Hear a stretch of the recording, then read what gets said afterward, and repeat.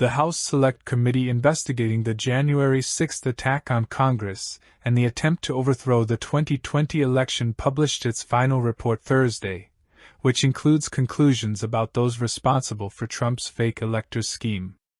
A group of Republican fake electors claimed that they were the true electors and signed letters to that effect that were then sent to Washington. The goal was to either get Vice President Mike Pence to accept the fake slate of electors or throw things into additional chaos. The full report names the architects behind the strategy as Mark Meadows, Rudy Giuliani, and former President Donald Trump. The Select Committee estimates that in the 2 months between the November election and the January 6 insurrection, President Trump or his inner circle engaged in at least 200 apparent acts of public or private outreach, pressure, or condemnation, targeting either state legislators or state or local election administrators, to overturn state election results. The report explains. They list off at least 68 meetings, attempted or connected phone calls, or text messages, each aimed at one or more state or local officials, 18 instances of prominent public remarks, with language targeting one or more such officials, and 125 social media posts by President Trump or senior aides targeting one or more such officials, either explicitly or implicitly, and mostly from his own account.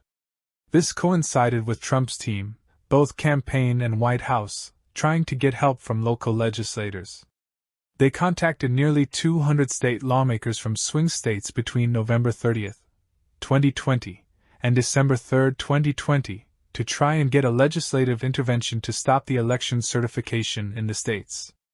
According to the report, at least some messages said they were on behalf of the president.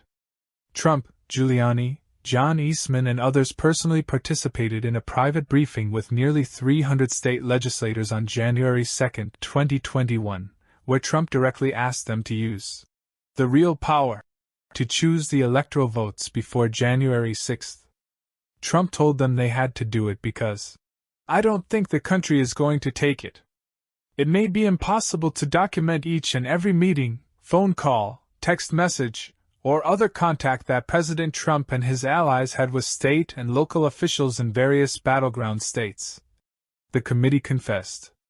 What follows is a summary that focuses on 4 states and that demonstrates the lengths to which President Trump would go in order to stay in power based on lies. The big lie about the election. They go on to describe in Chapter 2 the efforts that have been part of an ongoing Justice Department investigation referred by 2 state attorneys general thus far. Former Special Counsel for the Department of Defense, Ryan Goodman, called this piece of the report one of the most active parts of Special Counsel Jack Smith's criminal investigation. He cited Chapter 3, Section 2 of the report, in which the committee explains that in early December 2020, top Trump aides took note of Casebro's fake elector plan.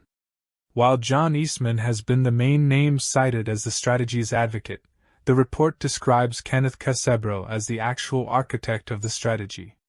His November 18, 2020 note with the memo to Trump campaign advisor Jason Miller suggested, "Let's have a discussion about this tomorrow."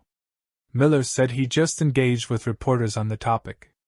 Meadows responded, "If you are on it, then never mind the meeting. We just need to have someone coordinating the electors for states."